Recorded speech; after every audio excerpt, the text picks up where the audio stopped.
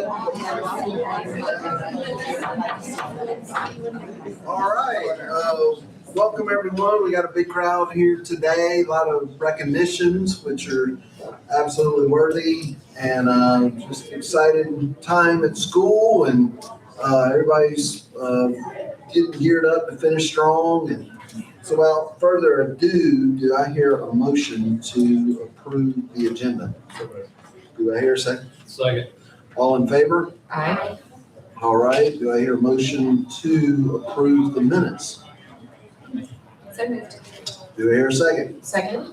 All in favor? Aye. Okay.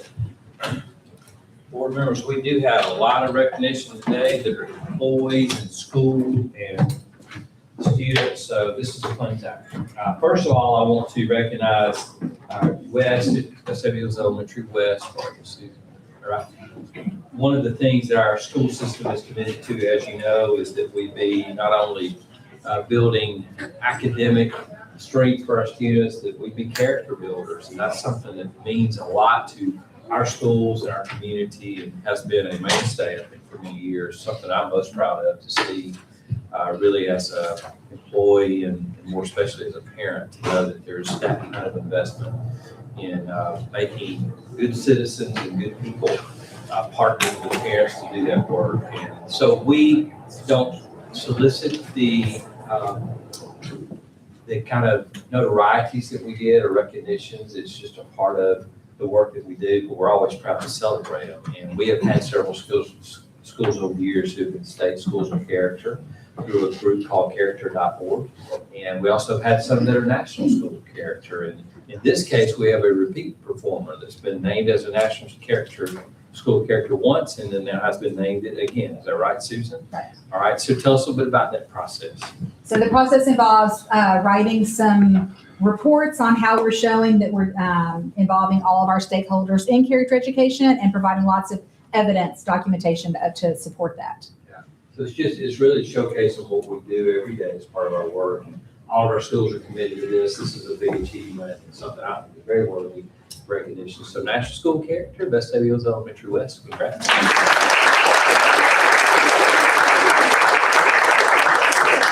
All right, in the spirit of probably the most exciting report you'll get all year is the financial audit report, and I encourage everyone to stick around for that one. And Jason, we wanted to recognize those who really make these reports good, and you will hear a great report tonight, and it has a lot to do with folks in our schools who are doing a great job of taking care of the financial aspects of our school system that generates $110 million of revenue each year. So it's a big operation, but I wanted to recognize 3 individuals and ask Courtney to come up with them so you can brag a little bit about what they've done. So Dawn Higginbotham, Sabrina Jackson, and Tawana Williams. Come on up.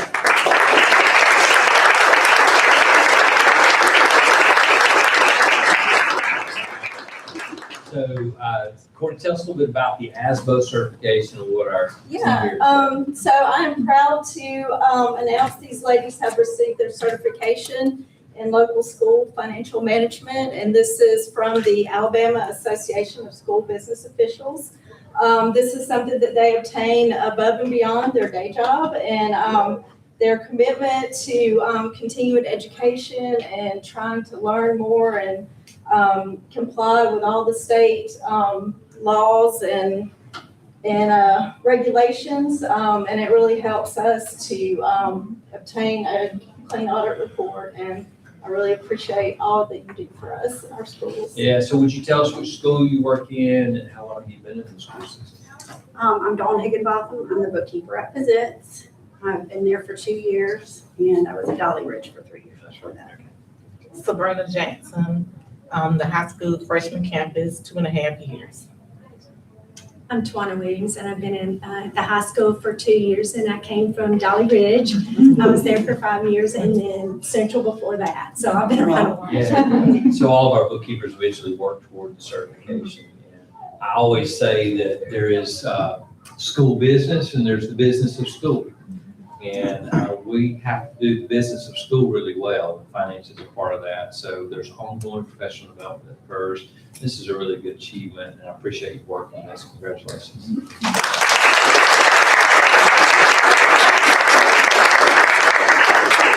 Okay, Faith? Yes.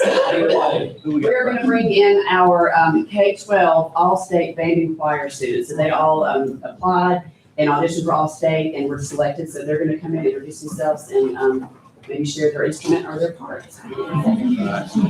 All All-State. And walk around the building center doing the best.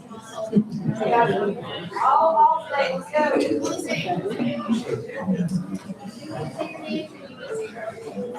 You guys.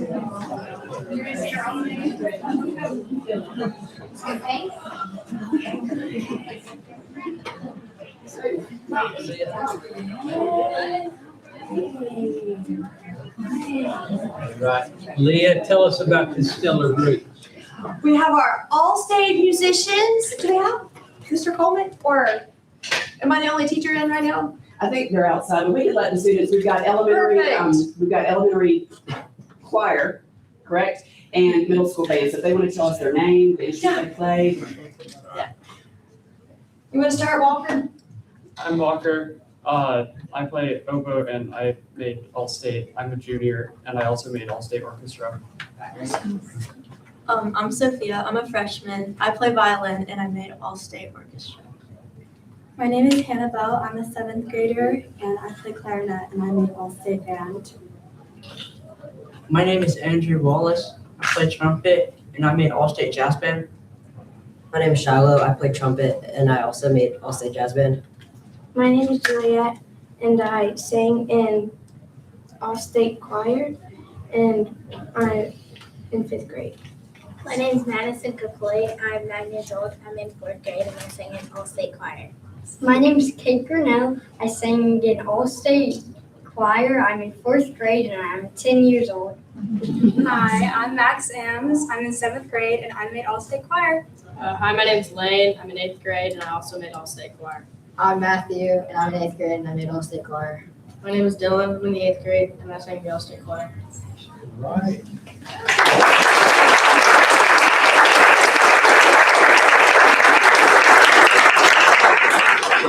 Looking behind you, anything before this group moves out? Offer just kudos to everyone. Just watching American Idol. I was up there one day, and we kind of have a winners come from Alabama. So anyway, just great job, and I wish I could do what y'all did. So that's really cool. Making All-State is a high honor, but there's lots of great things ahead for this group, for sure. Congratulations.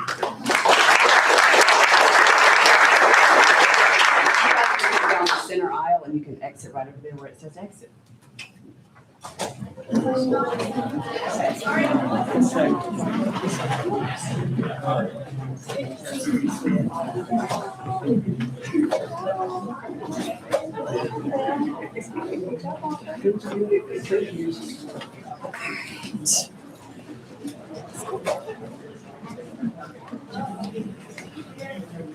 And this is high school all-state choir. Okay. Tell us about this group. I just figured I'd say anything. I'll go ahead and say something. Anyway, these students, they auditioned in the fall. They learned all the music on their own. Myself and Ms. Thomas, the other choir director at the high school, we kind of stay exclusively hands-off on purpose to kind of give them the opportunity to kind of like sink or swim on their own. But they learn their part all by themselves, and they go in front of a judge, and one by one they go down the line and sing their part on their pieces by themselves. So these students were selected out of probably 1,500 auditioned students for 3 choirs. There's an auditioned men's choir, women's choir, and then a mixed choir. So I'll let them kind of introduce themselves and what choir they were in this year. All right, go ahead and say what grade you're into. I'm Jenna Williams. I was in TTBB choir, 9th grade. I'm Mike Terrell. I am a 9th grader, and I was also in TTBB choir. I'm Richard Wright. I'm a junior. I was in SATB choir. I'm Lizzie Hargrove. I'm a senior. I was in SSAA choir.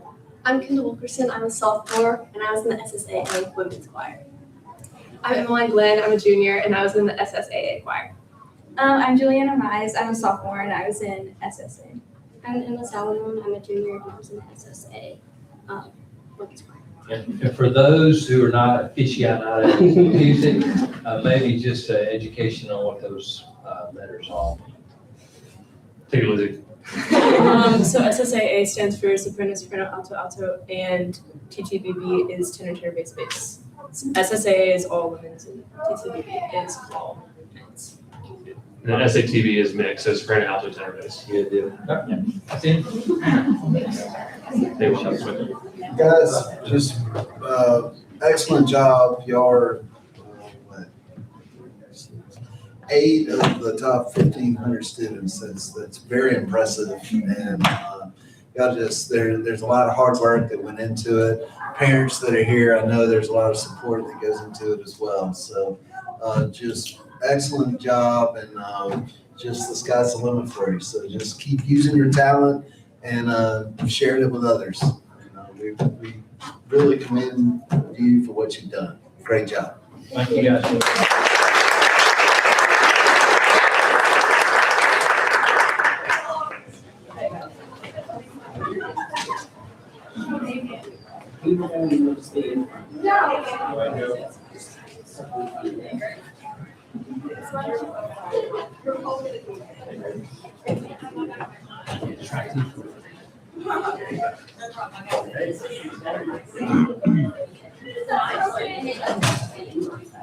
Thank you so much.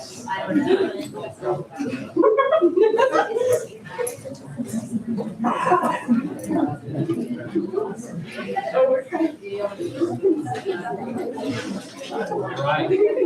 So if you made it to the show this week, I recognize some faces that were in some, and you got a lot of good things to say about this group. This is our theater group, I believe. Suzanne, tell us about this. These are our students that have placed in thespian and in Trumbauer.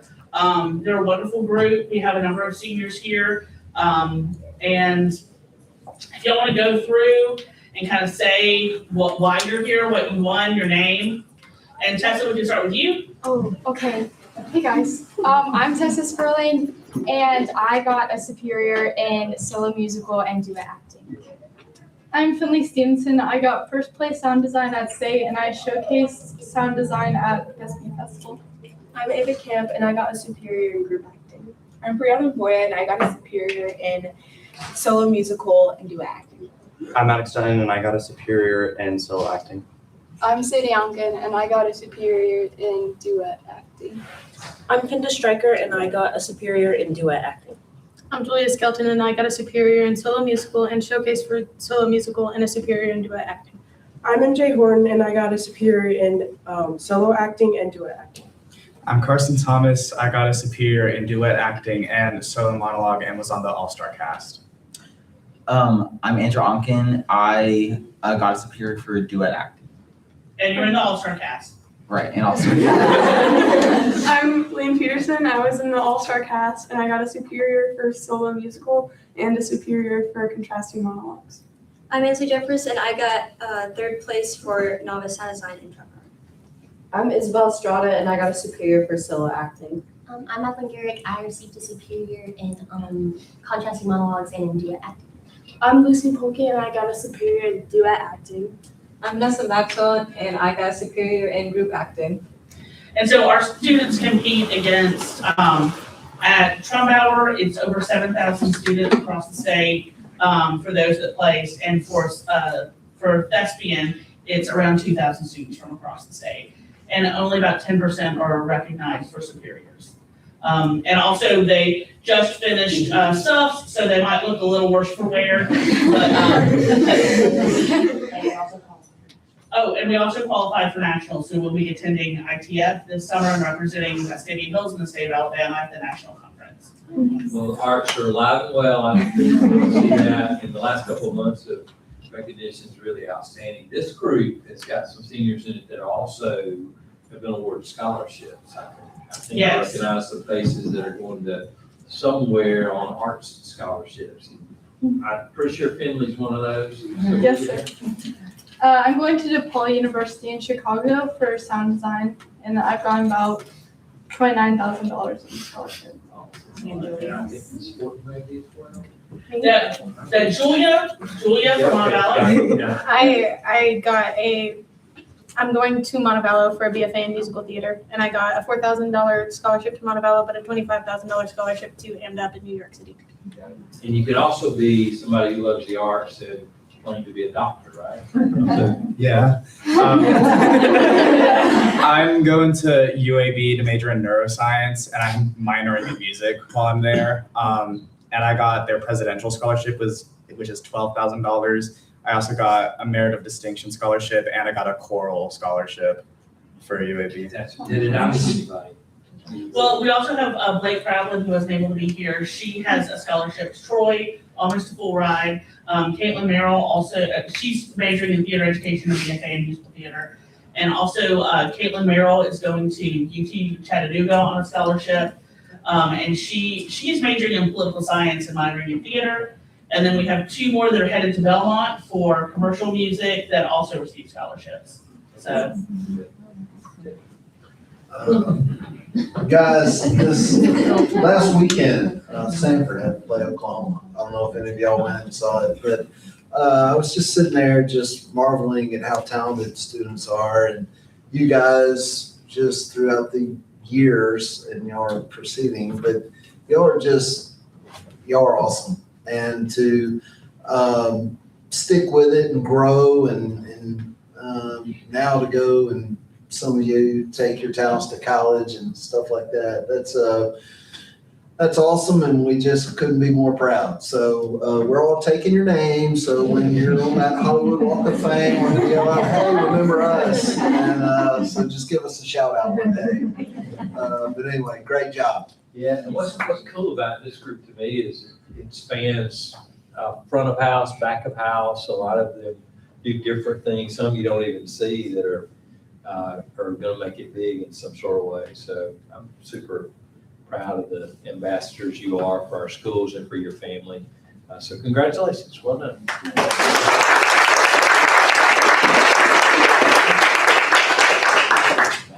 Thank you. Thanks, Jacob.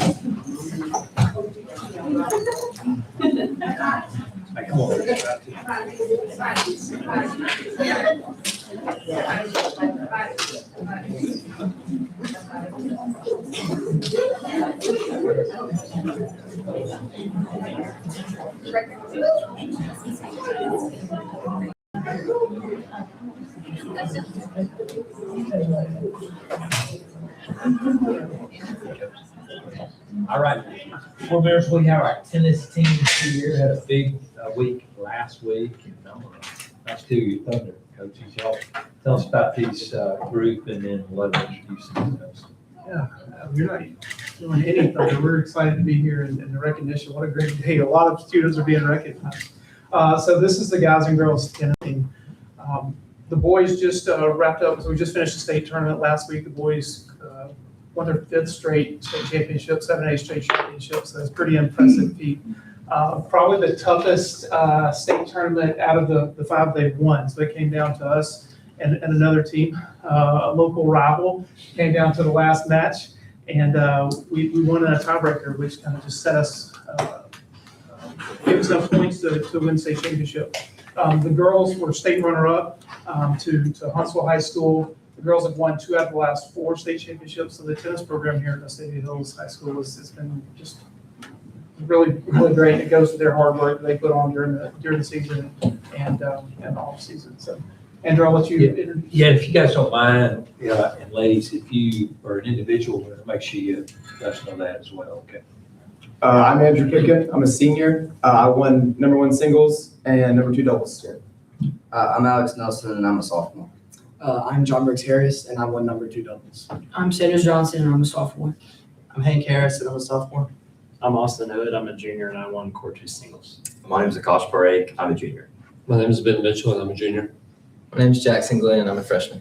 I'm Kaylee North. I'm a junior. I'm Kathy Creel, and I'm a freshman. I'm Camille Guthrie, and I'm a sophomore. I'm Indita, and I'm a senior, and we won #3 doubles.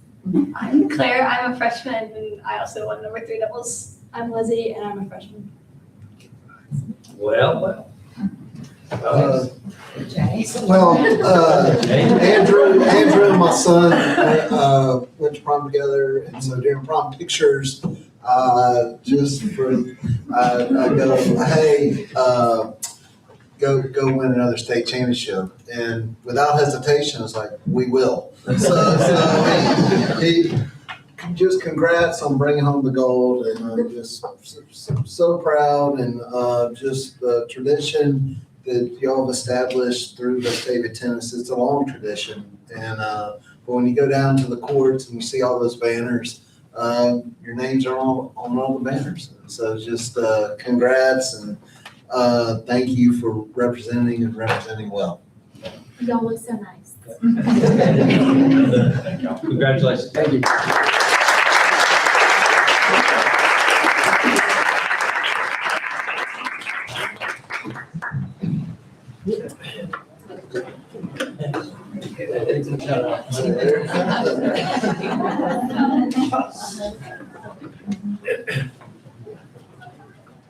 For the record, Mr. President, yes, I was in Oklahoma years ago.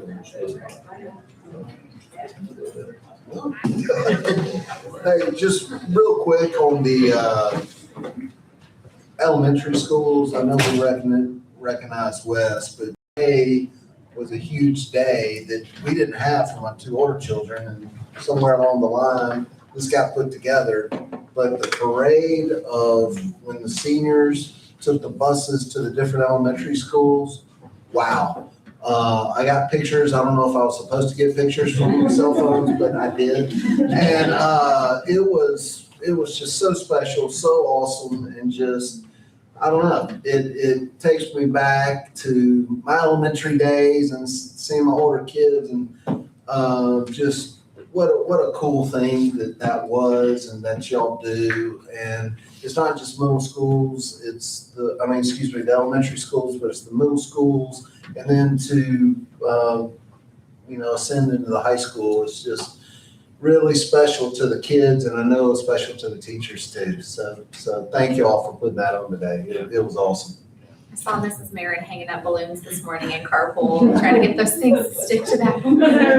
It was early. It looked great.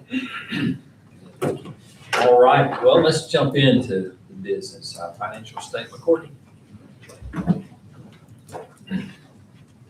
Good afternoon, board members. I've provided the financial statements and check register for the period ending March 31st, 2026 for your review. As of March 31st, we have collected 92.4% of our budgeted ad valorem tax revenues compared to 93.9% at this time last year. During March, we earned $128,442 in interest income from our investment and treasury sweep account. And our general fund expenditures and transfers out are 53.5% of the budget compared to 55.7% last year. All things being equal, we should be at 50% of our budgeted expenditures in the 6th month of our fiscal year, and we are a little above that due to payments for annual expenditures. All bank accounts have been reconciled as of March 31st, 2026, and the monthly financial statements have been submitted to the Alabama State Department of Education. Our monthly financial statements and check registers are available for public viewing on our website. Thanks, Courtney. Board members, I recommend approval of the financial statement for March 26. Board members, you've heard the superintendent's recommendation to approve the financial statement for March 2026, and the board bank accounts have been reconciled through March 2026. Do I hear a motion? So moved. Do I hear a second? Second. All in favor? Aye. Item 6 is consent items, and I recommend the board's approval of those items that's related to disposal of property and field trips that are in-state overnight and out-of-state overnight. Board members, you've heard the superintendent's recommendation to approve the consent items regarding the disposal of property and field trips in-state and then out-of-state. Do I hear a motion? Do I hear a second? Second? All in favor? Aye. All right, now to the moment we've all been waiting for. Jason Hart's with us today from Carr, Riggs, and Ingram, and I say that kiddingly, but not really. Thank you, John. You are giving us our financial report, so take it away, man. My heart always skips a beat when I go into a room and it's full, and I think, are they here to see me? Because if it is, that probably isn't a good thing. So, but I've had that happen twice, I think, and both times it was to see me, and I ended up running out both times. So I'm glad you're here for the recognitions, and I don't know that you're here for me, but the good thing is we've got a good report to go over, and I don't want to go over, obviously, that's a thick book. I'm not going to go over every page, but I do want to point out a few things just related to the financial statement audit, and this is for the September 30th, 2025 financial statement audit. If you turn about 4 pages in, you'll see our audit opinion.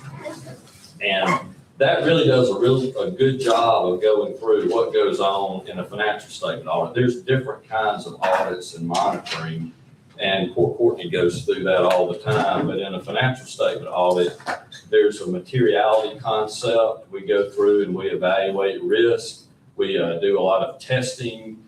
We look at internal controls, but we're not given necessarily an opinion on that. We have to rely on that. And internal controls are really any process that detects, corrects, and prevents an error. So we have to depend on those working well and adequately to be able to do what we do. For instance, payroll obviously is a very, very large expense in any board of education. So we depend on payroll controls working adequately in our testing. So we spend a little time doing that. Doesn't mean we look at every single transaction. We do a lot of just sampling and looking at items to make sure that they work. But that opinion and that report that we're issuing is unmodified, and that's what you want. It goes through a lot of the steps we go through in a financial statement audit. I hope we never have one, but a fraud audit would be every single transaction, and that would be here for 6 months. So this isn't what that is. Again, it's reasonable assurance that your numbers are correct in your financial statement. So if you'll flip with me, and I know if you've been on the board before, government financial statements are really unusual. You've got 2 methods of accounting, and this isn't anything unique to Vestavia, it's across the country. But because of that, you've got 2 balance sheets and 2 income statements, and there's a lot of difference between the 2, but not to get into a lot of that, I always want to point out on page 6, 2 of the biggest liabilities that really governments have are your pension liability, and you've probably heard that before, and your other post-employment benefit liability. And again, this isn't unique to Vestavia. Every government has this, but on page 6, about 3/4 of the way down, you'll see that your pension liability is about $88 million, and your other post-employment benefit liability is about $56 million. So those are really big numbers, nothing that we necessarily can control here. The RSA manages the pension liability, and your other post-employment benefit liabilities is kind of a byproduct of PEO. So that's the promise for retiree insurance that will be coming up. So that's put into an actuarial process, and they bake it and do everything and come out with these liabilities. So that's a couple of things that I always point out every year that you need to be aware of. And on page 10, this gets back into what you'll hear Courtney talk about, and where we really sort of hang out in the government world is your fund financial statements. And that general fund is really the primary fund that you really focus on. And if you'll go down to the bottom, you'll see that the fund balance is about $9.7 million. And that, when you work through the math and you go through everything, you're just a little under 2 months of operating reserve. You want to be at 30 days, so you're not quite at 2 months, so you're certainly over the minimum that you're supposed to be.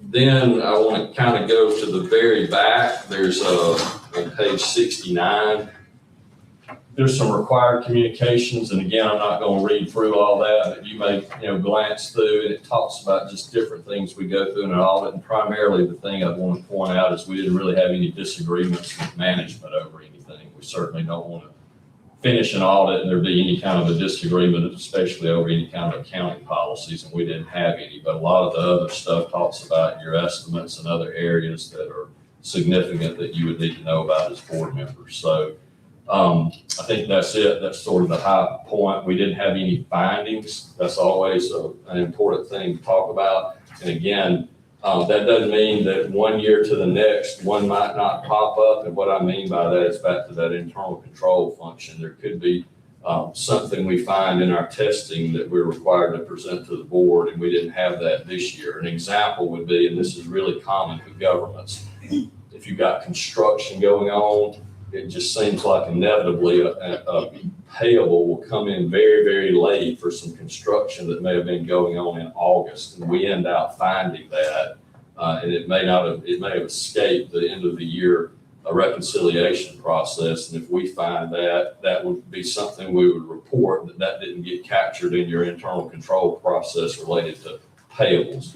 You didn't have that. I was just using that as an example, but that's kind of common in governments. It isn't anything that I would be real worried about, versus some other things, but that would be an example. That's why I'm saying this year may happen, but, didn't this year, but there's certainly nothing that we found in our testing this year to make you aware of.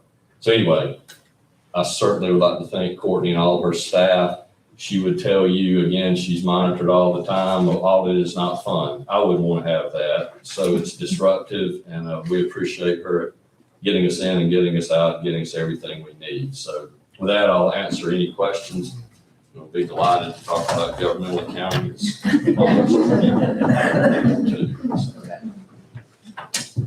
In layman's terms, are we good?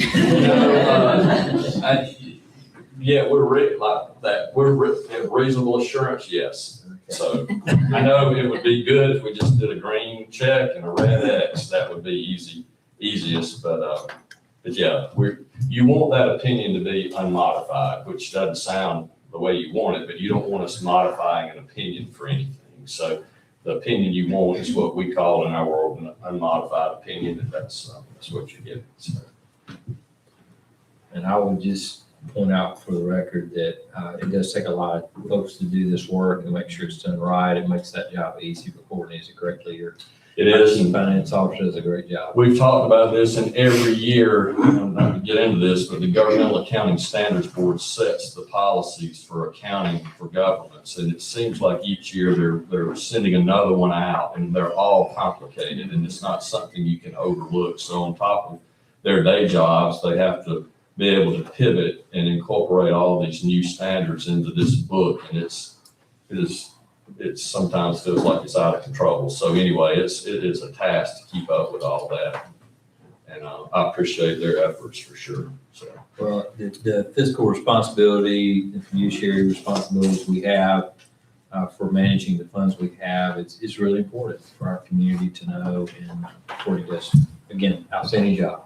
Well done. Thanks, Chase. Thank you very much. All right. Appreciate it. All right. Moving on. Item B, I recommend the board approve the 28-29 school calendar. Board members, you've heard the superintendent's recommendation to approve the 2028-2029 school calendar. Do I hear a motion? So do I hear a second? Second. All in favor? Yeah, and let me just point out if I can procedurally, Dr. Aaron led this committee this year, which is made up of one parent and one teacher from each school. Yeah, and so they consider several different iterations of calendars. Our faculty takes a look at them and gives a vote of what they think is best. And so we try to be as inclusive as we can. Calendars, there's not a lot you can do, but from time, depending on the year, sometimes they feel better than others. But I think the committee did a great job. And we are trying to set a couple of years ahead just to make, because we know plans get made that far ahead sometimes. So thank you for the work on that. Appreciate it. All right. Item C, I recommend the board approve the license agreement with Youth Sports Commerce Incorporated, doing business as Name Incorporated. All right, board members, you've heard the superintendent's recommendation to approve the license agreement with Youth Sports Commerce, Inc., doing business as Youth Inc. Do I hear a motion? So moved. Do I hear a second? Second. Whit? Yeah, sorry, Whit, I know we have 3 of these. Can you just give us briefly what each of these businesses are? Sure. And how they'll be using our license? Youth Inc. is a national vendor that is a retail presence that does a lot of like athletic and athleisure apparel. It's a little bit on the sort of the higher end of what you consider to be athleisure brands. And they represent a lot of high schools across the U.S. And so we're entering into an agreement for them for their e-retail work they do. Precision Graphics, I believe, is the next one that you're going to be doing. That's banners, signage, books, embossing services, things like that. And then the last one is Lone Key Investments, and they're really just like t-shirts, general apparel, merchandise. All right, all in favor for Youth Sports Commerce, Inc.? Aye. Item D, I recommend the board approve a license agreement with Precision Graphics, Inc. Board members, you've heard the superintendent's recommendation to approve the license agreement with Precision Graphics, Inc. Do I hear a motion? So moved. Do I hear a second? Second. All in favor? Aye. Item E, I recommend the board approve the licensing agreement with Lone Key Investments, LLC. Board members, you've heard the superintendent's recommendation to approve the license agreement with Lone Key Investments, LLC. Do I hear a motion? So moved. Do I hear a second? Second. How many does this make for us now, Whit? 26. All in favor? Aye. As a point of note about these partnerships, there is a give back to schools and there's a give into system. Can you maybe just share a little bit of overview of that? Yes, sir, that is correct. So licensees that do business at the request of a school or a school-sponsored program generally don't incur license fees, but by entering into an agreement, they agree to abide by our brand standards. And it gives them the option to do business with just direct-to-consumer or general commerce. And we do have a number of licensees that do that retail or e-shops, things like that, where they're just selling to the general public. Those have a give back structure. Sometimes you will find that through PTO spirit shops, but they'll also find it just by businesses that have a retail presence and they want to sell our stuff year round. Those contribute a portion of their sales back to the school system. And that goes back, we actually just had a meeting about it last week, Courtney and I did. Goes back into our general fund to support all the things that we do there. So the large contributor is into local school PTOs, et cetera, spirit shops. That was part of the work that we did on the front end of these contracts to make sure we preserve those partnerships we already had, that they could continue to that. And that's a pretty good business, I think, for PTOs. So I'm glad we still have that moving. Yeah, absolutely. Yeah, thank you. My pleasure. Good stuff. All right, item F, I recommend the board approve agreements entered into for the procurements of fresh produce, small wares and kitchen supplies, bottled and canned beverages, ice cream products, and fresh milk and dairy products. All right, board members, you've heard the superintendent's recommendation. I'm going to shorten that a little bit to CNP purchasing agreements. Do I hear a motion? So moved. Do I hear a second? Amend, What are we doing tonight here? Well, we are joining with 12 other school districts across Central Alabama. And this just having more volume gives us more buying power, better pricing. Yeah, so this summer you'll bring us specific bids NG, related yes. to these things. Okay. All in favor? Aye. All right, thank you. Item 8 is personnel, and I would recommend the board approve the items that are submitted. Board members, you've heard the superintendent's recommendation to approve the personnel items as submitted. Do I hear a motion? So moved. Do I hear a second? Second? All in favor? Aye. All right. Our last item tonight is administrative reports, and I want to introduce Kim Polson and Laura Casey. They're going to give us a report tonight that continues the theme we've had the last couple of months of our strategic goal focused on family and community partnerships. And I don't know if y'all are going to make introductions to who all's in the audience, but I can do that. We have members of PTO. I think our PTO presidents are here, and Foundation Executive Director Tate is here. Would you just kind of let us know who you are and let the board know so they know you're in the house today? But we want to honor them really through this report, and I'm looking forward for you hearing what's happening and how valuable these partnerships are to our school system. So before you start, let me just see if I can get it. Tate, we'll start with you, kind of move our way around. I'm Tate Stoddard, and I'm the Executive Director of the Schools Foundation. Landon Nass, I'm the incoming president of the foundation. Laura Toll, PTO president at West. Karen Carvel, PTO President at Liberty Park Middle. Jenny Webb, I'm PTO president at Dolly Ridge and president-elect of the high school. I'm Laura Pemberton, and I am PTO president at Cava Heights. I'm Jamie Lau. I'm the PTO president at BeHealth. I'm Allie Felcher. I'm president of the PTO Council. I'm Katie Bushby. I'm PTO president at Vestavia East. Yeah, so it's not like it's a busy time or anything. So the fact that you're here with Miss Warner. Yeah, Lindsay Drew. I'm president at the high school. Good, all right. So the fact that you're with us means a lot, so thank you for joining us today.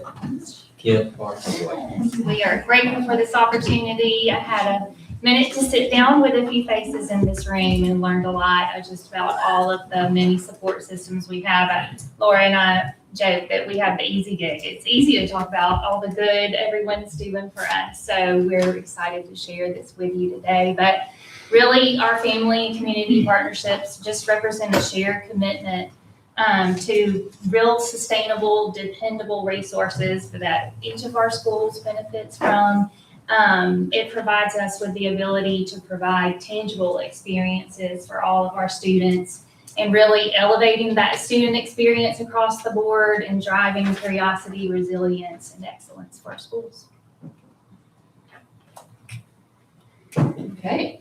I'm going to talk first about some athletic partnerships we have. What you will notice is the kind of framework of what partnerships look like is the same, whether you look in the athletic world or you look on the school side. So we have these sort of, we call them big groups, organizations, down to the granular level of individuals who are in our schools daily. And for us, that starts with municipal partners. And there are several that I wanted to mention within our city. We have a couple SROs who are standing out in the hallway here. We have some right now at a high school soccer game, but our SROs are an integral part of what we do in our community, whether that be athletics or in our schools, and we are so grateful for their support. Vestavia Fire, also a great supporter of ours. They come and show up on Friday nights for football games. They work our middle school football games, and obviously are a phone call away should we need them.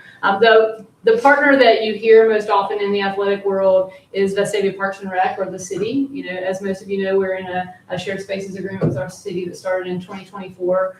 And that typically is with our Park and Rec. So I just wanted to show you a few numbers that from our Park and Rec. These are a few of the, on the left here, a few of the sports registrations for Park and Rec. These are youth that are involved in our Park and Rec programs. And the ones in bold are the ones that use our spaces. So typically the spaces that we think through when we think about Park and Rec are basketball. because they're inside. And so on the right there, you'll see the number of hours per week that our students, our youth, are in our gyms from October to February. It's about 150 hours a week of gym space that our Park and Rec is in. So if you have been a coach or a parent of a child who plays, you know just the madness that comes with when you practice and wear. But it is because of that agreement that we are able to do that. I will say on the flip side, our Park and Rec allows our swim team to use Wall Park Pool. We use the Civic Center for meeting space. We use Wall Park Tennis for our tennis team. So it really is a mutual agreement of shared support that we offer our spaces when we have them, and they offer theirs as well. So it's been a great partnership and one that we are excited to continue. The last city side that you may know of, I know our PTO folks do know, is our partnership with the Chamber of Commerce. Several years ago, Tracy Thornton and Michelle Hawkins came to athletics with an idea and said, hey, what if we created a discount card that was local for people in our community where we could support our local businesses? And generally that is what happens. People come to the athletic side because we are used to working in those worlds of ticket sales and things like that. And they came to us and said, is this possible? And so Vestavia Shares was born. And Vestavia Shares is a discount card that is for the city of Vestavia. And we have sold it in athletics. I know our fine arts department has sold that. Our PTOs have sold that. So it's something that doesn't just benefit us, it benefits everyone. And it was the brainchild of our Chamber of Commerce to allow us to support the businesses who so frequently support us. So those are our municipal partners. We are super, super grateful for them. We also have what we would call corporate community partners in the athletic world. These are groups and organizations that support athletics as a whole. So they aren't tied to one particular team. They support all groups, and those in a range of ways, from student awards that we give every year to facility needs to equipment needs. Their support is just in general for what we need in the athletic world. And there are a lot of those people, a lot of these groups that have been with us for many, many years that we are so grateful for. And without them, we would not be able to provide for our student athletes what we are able to do. The next group, kind of down to the granular level, are our booster clubs. Just in case you did not know, we have 59 high school sports teams and 27 varsity programs. We have 48 middle school teams across 2 schools and over 1,600 athletes, 7 through 12. The neat part about this is the one on the bottom right that I mentioned to our principals last week. We have 126 coaches in our school system. 89% of those are full-time employees, and that is shocking. The national average for full-time employees and coaches is about 50%. So what we know and what we are grateful for in our community is that these folks who are in the building, we know that means discipline problems generally go down from research. We know that means the academic success of students goes up. We know that it increases that relational connection between coach and student athlete when those folks are in the building. So thank you for making sure that we find exceptional teachers who also are willing to coach and be part of extracurriculars. That's a big deal for us. Our booster clubs are individual booster clubs that support individual sports. This past year, they raised $975,000 to support the operations of our sports teams. So they are responsible for raising money that support really 3 big things: equipment, entry fees for events, referees, and transportation. Those are usually the biggest costs that any sport incurs over the course of a year.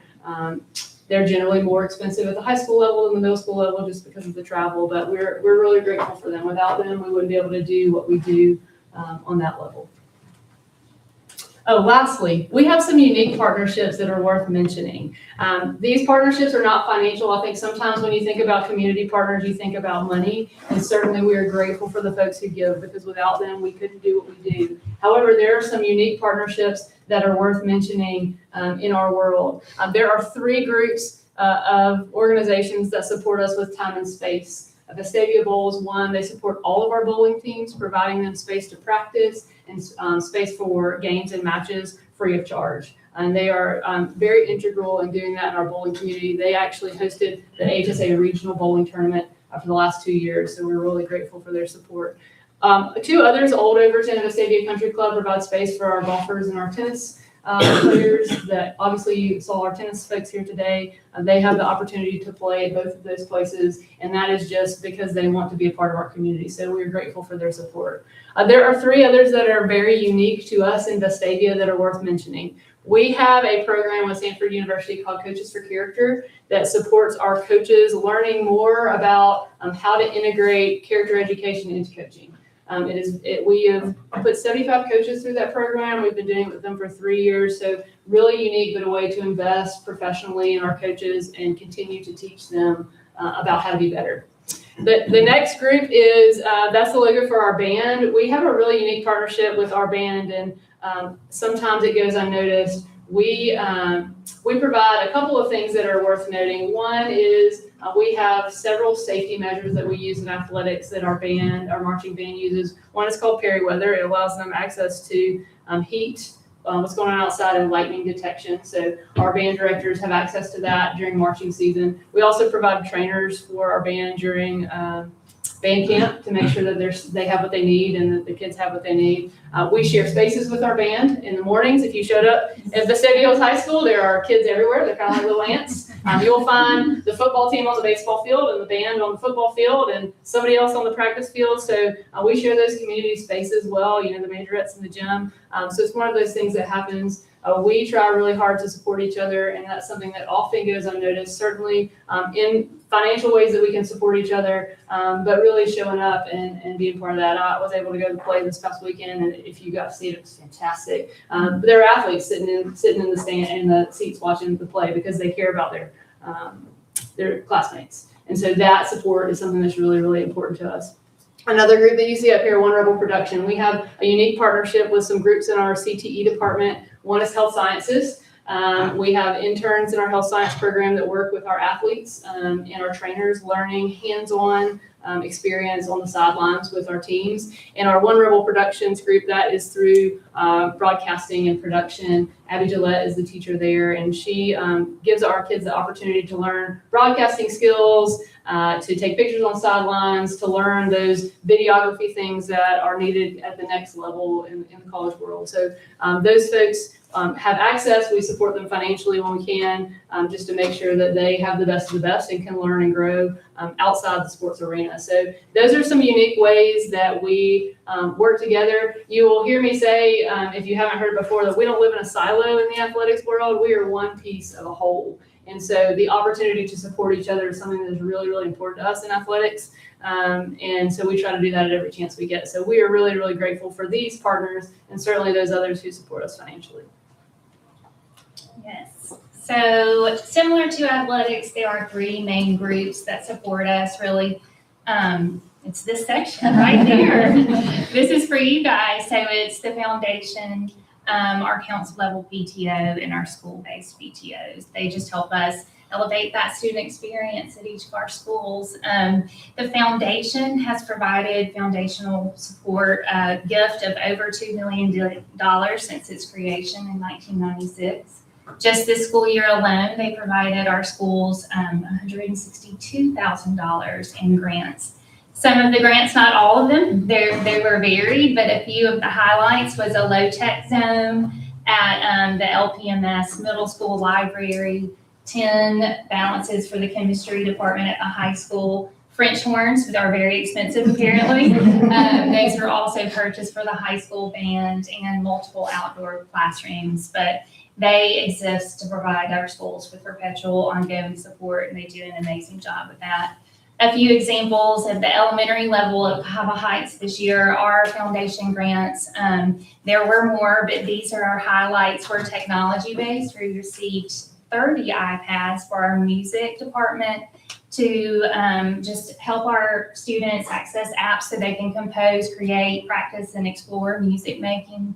The library also received technology to support audiobooks. So listening to books is also a great experience, can increase literacy skills. So those are just a few of the foundation grants for Cahaba Heights. The next level of support is our PTO Council. So the PTO Council works with our local PTOs to really streamline communication and provide equitability for that support for our platinum level sponsors. So our businesses that our platinum level sponsors contribute $13,500 annually, and we've added 4 businesses each year, so we are growing. But they really help our schools. They just communicate with each of those businesses, Big Color, Ashley Max, Milo's, Taco Mama, to name a few. And they work to disperse equal funding for each of our schools. So we used, was it through our PTO council level support? Yeah. So at Cahaba Heights this year, or for the past few years, we opened the school year, kicked it off with a back to school bash, and we used our PTO council level support with Milo's. They provided box dinners for all of the very hot, sweaty participants at the back to school bash at the fields. But it was also an opportunity for our local community partners, those businesses that support just Cahaba Heights, to set up booths. So a Cahaba Heights family that in Acorn Construction, for example, they had a booth and they gave tattoos to the kids and business cards for the adults. So it's a good time, but it's also just a mutually beneficial connection. And then our local PTO, so we have a lot of fun. They bring in the businesses get to see what they're doing in our schools. It's a really unique relationship. This is a picture of teacher appreciation. It's not the only thing they do, but we sure do get a lot of joy from it. Our local PTOs provided $300,000 worth of grants to each school this year. Just Cahaba Heights alone, we brought in $58,000. I did not bring in $58,000, but the amazing Meredith Telfair, our community partner rep at Cahaba Heights, brought in $58,000 just through our community partners alone. Like I said, they're excited. Teacher appreciation. The Cala truck drove up, parked in front of the school, and shared with Meredith that they were just so excited to be there. It was an honor because they're helping teachers help the future generation. So it's a fun relationship. And like I said at the beginning, the real experiences, those tangible experiences, these ladies help us provide for our schools. You can see in the upper right-hand corner at Cahaba Heights, we have our Kinder Garden. In years past, Mulch has provided the mulch, the fertilizer, the flowers. Laura, I think in that other picture, you helped us get those flowers. So we at Cahaba Heights, it's really special. We benefit from the New Merkle Center being on our campus. So it's a place for senior citizens to come throughout the day. Our 5th graders get to eat lunch over there every week, and we, throughout the school year, partner with them just to do fun activities.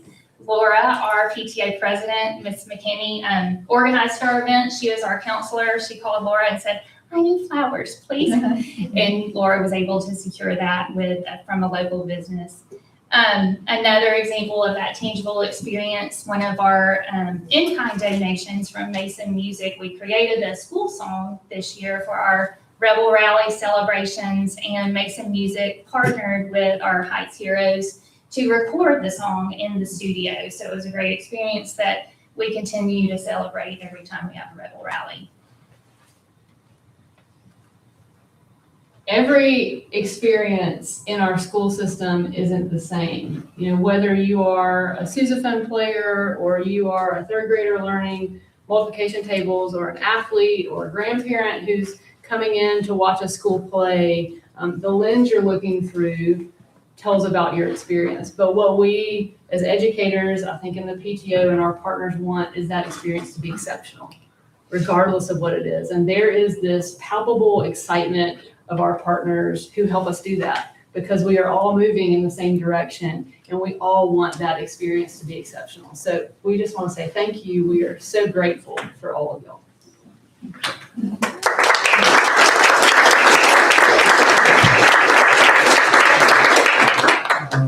The partnerships, that takes a huge coordination effort. Because there's only so many partners. And so what y'all do, going and making requests, it's hard work. And I just want y'all all to know how much we appreciate it, that your work is not done in vain, that it is truly, truly appreciated. And I don't know if I do or not, but I want to speak for the teachers because so many times they might need something small, big, whatever, and they make a request and you deliver. And so just thank you. But then the same thing could be said about the students too, and whether it be the athletes or the plays or whatever, y'all come through. And it is a long history of moms and just working hard and making the asks that are quite frankly tough to make sometimes. And y'all do it relentlessly. And we really appreciate it. So thank you for everything. And the dollars that you raise and the requests that you meet are truly appreciated and needed, and we appreciate all your efforts. I don't think people realize the PTO president role, especially, is like a full-time job. So kudos to all the husbands and children and partners, everyone else in your household that I think supports you all in your years that you're serving in a president or vice president. Any sort of PTO role is an unpaid volunteer position that you're doing out of just true love for your school and the kids. So I didn't realize, and I've been in the schools a long time, but until like having dear friends serve in that role, that it is truly like a full-time job. So thank you for all that you do. I would just make a concluding remark that ultimately the business we have is about preparing our students to be successful and thrive when they leave us.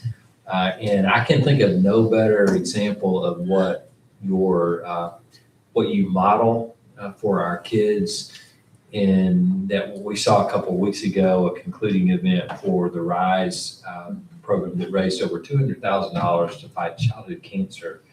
That's instilling values about giving and serving. And so what you're doing has this legacy effect as well. It's more than what happens this year. It's like a long-term thing. So this is a beautiful part of our school system. It really is. So thank you guys very much. Appreciate it. Thank you. Right. All right. Do we have anybody here tonight for public comment? All right, there's there's a housekeeping matter. Our May board meeting will be at noon. It's the day of graduation, so we'll be meeting at noon for the board meeting and then going over to Sanford for graduation that night. Secondly, I just want to point out that Vestavia lost a treasure last week. Jack Travenstedt was just truly loved the school system.